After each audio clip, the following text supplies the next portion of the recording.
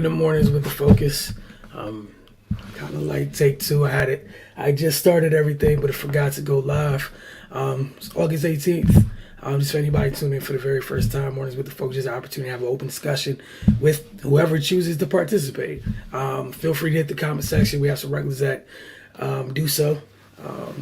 Follow their lead. We have a few pre-selected topics every morning.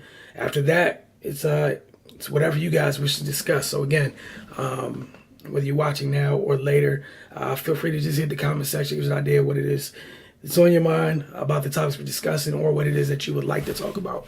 We told you guys yesterday we're going to be talking about, the WNBA Playoffs officially began last night. That's where we'll start. The Liberty upset the Sky in game one of their series, 98-91. New York scored the last 13 points of the game, while Chicago went ice cold, missing 10 of their last 11 shots. The young Liberty were far more poised late in the game, winning the final quarter 25-17, on their way to a 98-91 win. Sabrina Ionescu had a big night. 22 points, 7 boards, 6 assists, 2 steals, most importantly, just 1 turnover. I know the Liberty were very happy to see the return of Benaja Laney. She had 17 points. Steph Dolson had 13, but it was how she got her 13. She was 3 or 4 from deep, which went a long way for how they were able to attack Chicago's defense. Liberty did a great job of moving the ball, taking a bunch of threes, but they did a good job of making the right passes.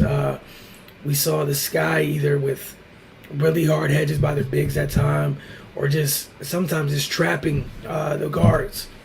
But again, it was always just a couple. New York did a good job of keeping their poise. A couple passes later, they were getting an open shot, and that was early in the game. Then eventually, that would continue. Those shots were starting to get hit as the game went on.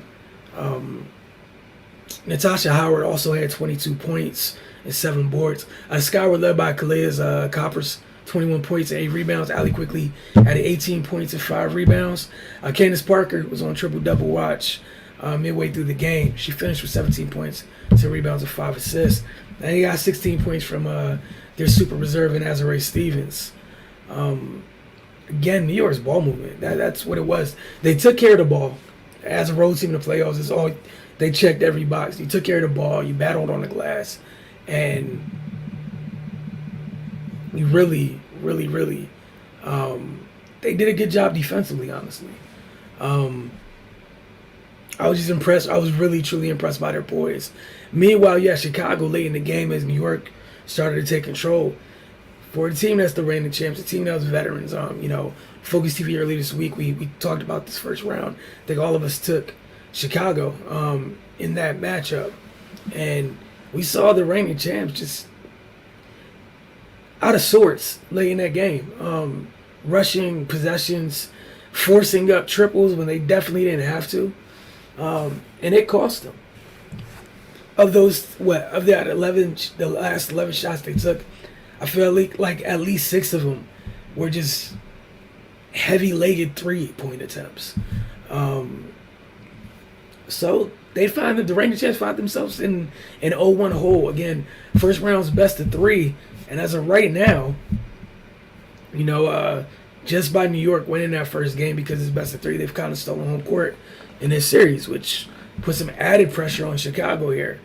But again, just a big-time performance by the Liberty, and you got to give credit to them for getting the job done. Then we have the top-seeded Aces.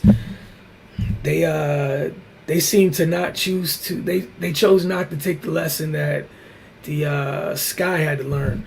Obviously they were facing the Mercury, who they're very short-handed. We all know what's going on with BG right now is Brittany Griner in the situation that she's in, so just far away from basketball as a whole.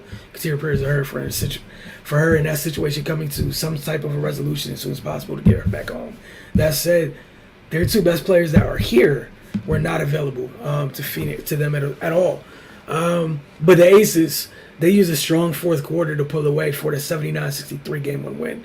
It was back and forth affair for much of the first half. Both teams had a very rough third quarter. Like, I'm talking about extremely rough third quarter. The lid was on the basket for both teams. Neither team scored 10 points in that quarter. Both of them scored 9. So it was 18 combined points in the third quarter. Just a really rough third quarter. That said, in the fourth, Chelsea Gray came alive. She scored 9 of her 17 points in the final period. The Aces took control of that one. Kelsey Plum had a game-high 22 points, along with 5 rebounds, 4 assists. Jackie Young finished with 16 points and 5 rebounds. Asia Wilson struggled to find her flow offensively, but she was a disruptor on the defensive end, finishing with 8 points, 12 boards, 3 assists, and 3 swats.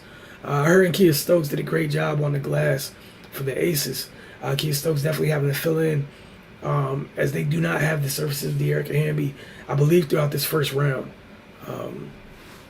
The Mercury was led by Diamond DeShields, 18 points and 8 boards. Sophie Cunningham added 12, as did Megan Gustafson.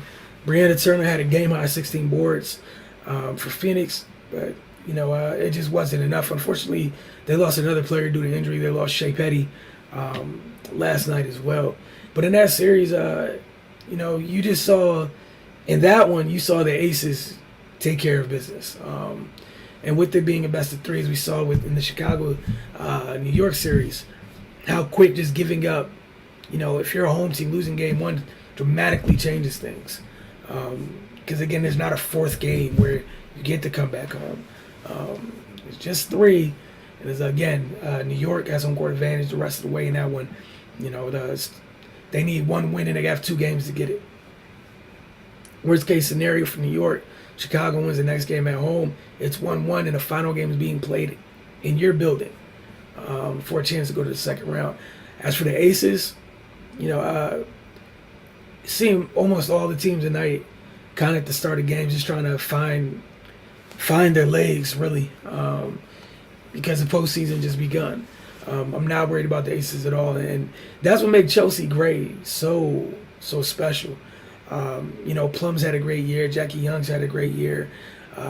Call Chelsea Gray the point guard for her facilitating, which is top notch, of course. But her ability to get a bucket is huge. She's everything you want in a point guard, and you saw a team that both teams that got quality point guard play last night.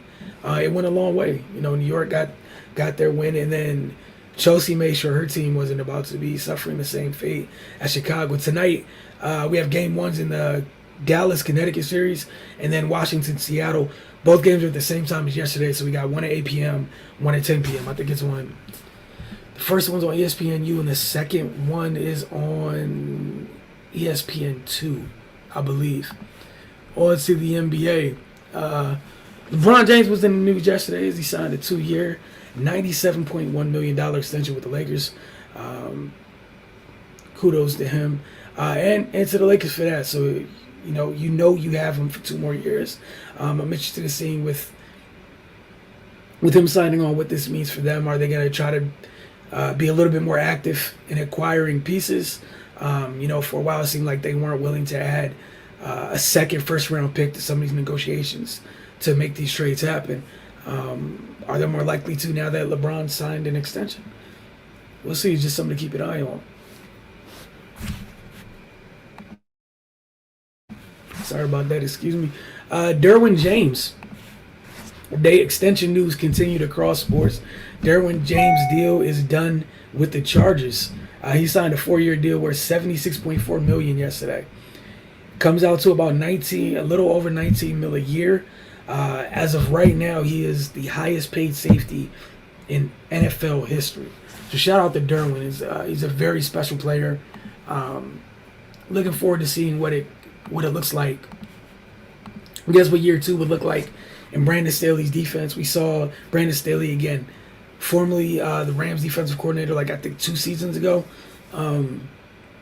We saw how he utilized Jalen Ramsey kind of like in that star role where you just you weaponized one of your chess pieces, and that's something you could do with Derwin. He could play all over. I feel bad sometimes just calling him safety. He's just a defensive back.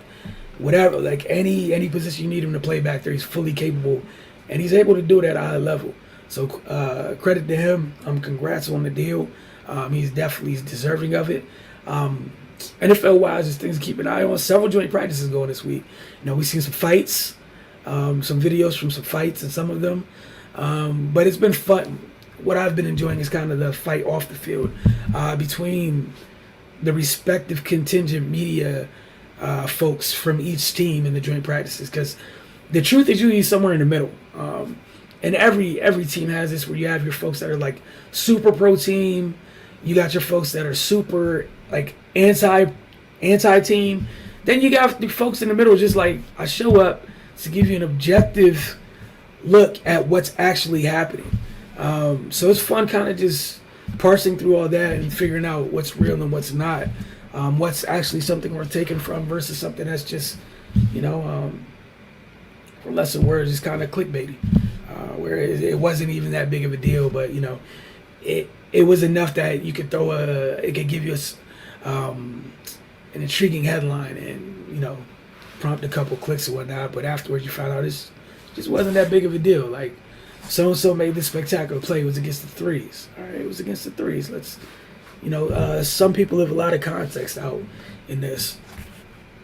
We're looking at training camp, but it is beginning of preseason, week 2.